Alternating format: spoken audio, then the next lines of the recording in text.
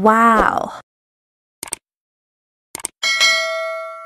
Yes! Hello, what's up guys, mga kamaster, mga ka-viewers. For today's video, welcome back po sa aking YouTube channel. Wow. Ayan po, meron tayong customer, mga kamaster, ay mukhang technician ata yun, mga ka-viewers, mga kamaster. Ay ang dala ay charging pin na lang. Wala siyang motherboard, walang ay charging board lang po yung dala niya, mga ka-viewers, mga kamaster. Ayan o. Ayan, hindi daw niya kayang palitan, mga ka-viewers. Wala daw siyang pamalit, mga ka-viewers, mga ka-master. Tara, pakita ko sa inyo kung paano magkabit. Pakita ko sa inyo, mga ka-master, kung ano yung tamang pagkabit, at saka pakita ko rin sa customer ko kung paano magkabit ng charging pin, mga ka-viewers, mga ka-master. Yan, mga ka-viewers, remove na natin yung pinaka charging port, mga ka-viewers. Importante kasi dyan, mga ka-viewers, ay hindi masyadong mainit. Sa tama lang yung hot natin para sip yung pinaka charging board, mga ka-viewers, mga ka-master. Yan, kailangan ay control yung natin, mga ka-master. Init, yan, kailangan mabilisan lang yung pagtanggal, mga ka-viewers, mga ka-master. Yan po yung tamang pagbaklas at pagtanggal. At yan, mga ka-viewers, yan, gamitan natin siya ng flux, mga ka-viewers, para mas swabe yung natin, tingga. Tsaka gamitan siya natin ng soldering wick, mga ka-viewers, para mabutas natin yung pinakalalapatan natin ng charging pin, mga ka-viewers. Yan po yung pinaka basic technique sa pagkabit ng charging port, mga ka-viewers, para malinis yung gawa natin. And wow! Yan, mga ka-viewers, saka natin lagyan ng charging port. Kailangan ay yan, malinis yung butas para shoot na shoot bago natin ilapag, mga ka-viewers. Yan, marami tayong charging port, pili lang tayo ng isa. Yan, mga ka-viewers, ay brand new po ilalagay natin para swabing swabe. Yan, dami pong stock natin, mga ka-viewers. Yes! Yan,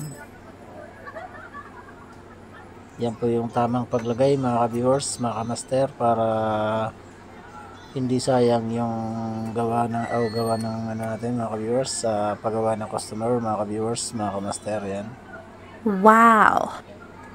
Legit po yan, mga ka-viewers. Depende na lang sa paggamit yan kung masisira niya o hindi. Yan po yung pinakamatibay na pagkabit ng charging port, mga ka-viewers. Yan.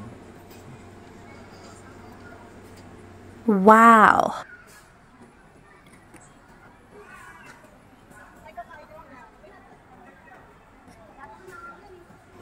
Yan, mga ka-viewers, gamitan siya natin ng liquid na liquid na tingga, mga ka-viewers. Soldering po yan na soldering lead na liquid, mga ka-viewers, para the best. Yan, ilagay lang natin sa likod. Yan, mga ka-viewers. Yan, liquid po yan, mga ka-viewers. Saka lang siya didikit doon sa pinakapa kapag nainitan na, mga ka-viewers. Yan. Wow! Yan, mga ka-viewers. Yan, initan na natin. Yan, mga ka-viewers, napaka the best gamitin yan. Yan po yung ginagamit sa mga nagre-revolve ng mga MMC, mga ka-viewers. Yung tingga na liquid, mga ka-viewers, mga ka-master. Yan. Yan, mga ka-viewers, napakaganda ng hinang natin. Yan, mga ka-viewers. Please subscribe na rin, mga ka-viewers, mga ka-master, sa ating YouTube channel, TJ Pong TV Vlogs. Yan. Wow! Yan, success. Napakaganda ng kapit, mga ka-master, mga ka-viewers. Yan. Wow! Yan, mga ka-viewers, napakatibay po niyan. Yan po yung tamang pagkabit ng charging port, mga ka-master, mga ka-viewers. Yes! Yan, mga ka-viewers, yan, okay na, nakabit na natin. Ang gagawin din natin sa likod, mga ka-viewers, ay ilalak natin para hindi bibiyak, mga ka-master, mga ka-viewers. Yan, kahit gamitin niya na naka-charge, mga ka-viewers, ay hindi basta-basta ang nasisira yan. Yan, ilalak natin yung pinakalikod. Yan mga kamaster, mga ka-viewers, yung pagpatibay ng charging port. Yan. Yan, napaka ganda po niyan mga ka-viewers. Yan, success.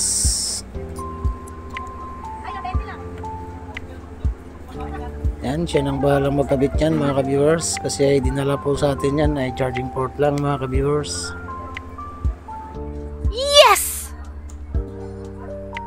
Yan mga ka-viewers, dito na naman tayo sa isang charging board mga ka-viewers.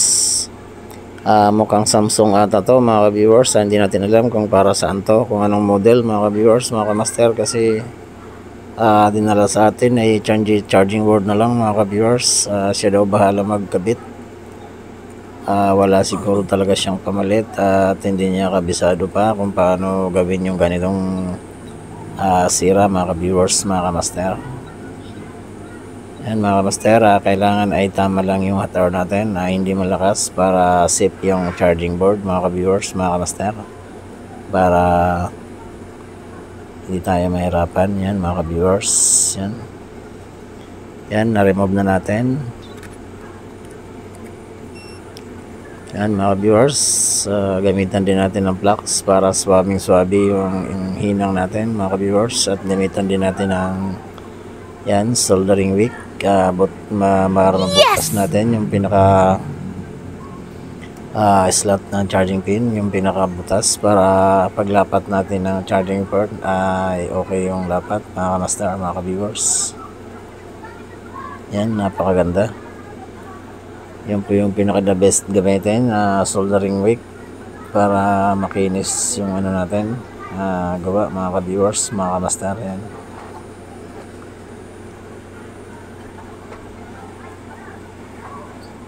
Yan mga ka-viewers.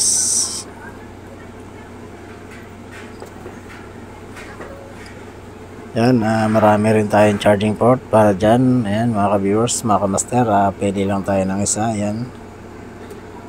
Yan mga ka-master, kaparehas po yan. Hindi po tayo nagkakabit ng hindi kaparehas mga ka-viewers, para hindi tayo mapahiya sa customer mga ka-master, mga ka-viewers. Yan. Wow! Yan mga ka-viewers, napaka the best. Flat na flat siya, kasi ay natin, naginamitan natin ng soldering wick, ay hindi na natin i-hot air paglagay mga ka-viewers. Pag hinot air kasi yan mga ka-viewers, pwede pa masira yung pinaka loob ng charging port mga ka-viewers. Yan po yung pinaka the best pag hinang.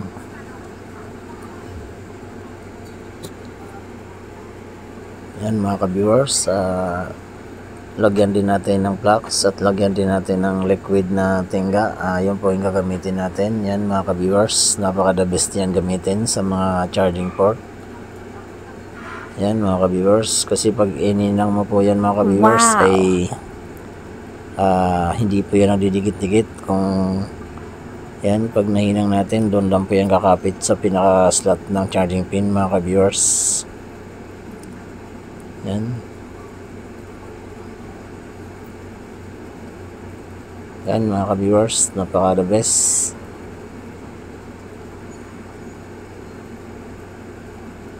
Yan.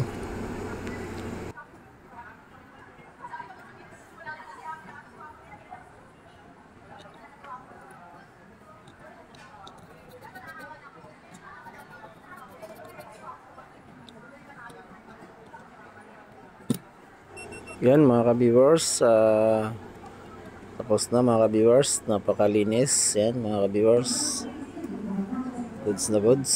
Yan. Wow! Yan mga ka-viewers, goods na goods, napakaganda. Sa mga nakapanood, mga ka-viewers, mga ka-master, please subscribe na lang sa ating YouTube channel at TJ Pound TV Vlogs mga ka-master, mga ka-viewers. Hanggang dito na lang. Yan mga ka-viewers.